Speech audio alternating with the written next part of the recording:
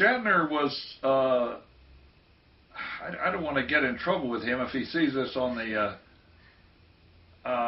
well, one thing Shatner did, we were at a motel in the middle of town, and there were a lot of threats about people coming down with chains and knives, and we were a bunch of commies trying to stir up trouble with the blacks, and so that they were going to wipe us out, and there was a lot of fear going on. I know Chuck had a canister of spray gas taped to the underside of his taped to the dashboard of his Volkswagen, and Leo Gordon, who had a role in the film, had several loaded guns in the trunk of his car that he would open the trunk and hand out the guns if they were necessary, and so one of the gags that Shatner pulled was Shatner roared into the parking lot one night in his car and jumped out and said, they're coming with chains and guns and knives.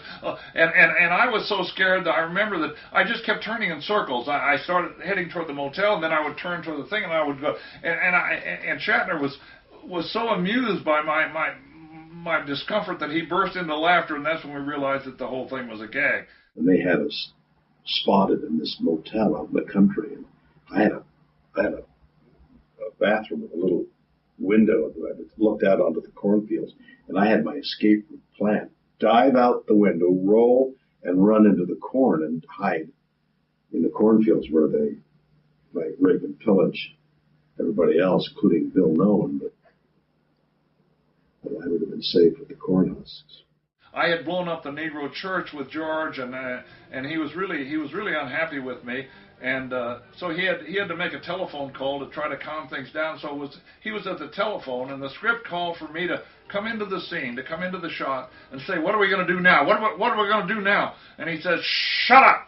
And he's supposed to swing, and of course in all rehearsals he swung at me and just barely brushed my neck, and everything was fine. And so then Roger said, "Okay, get ready, we're going to shoot."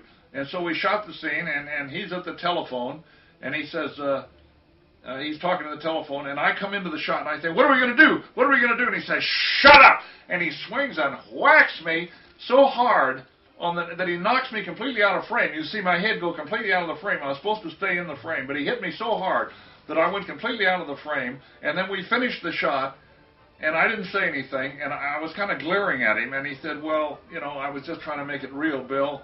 I felt that if I actually hit you, I'd get the reaction I got," and it was a good reaction. You got to admit that. And I said, "Yeah, I guess it was a pretty good reaction." So, wanted to knock him out of frame more than anything.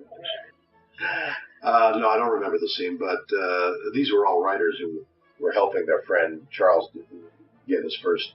I think it was his first script done. And everyone was pitching in, and we were all schlepping cables and lights and just it was terrific, enthusiastic filmmaking, the likes of which you get on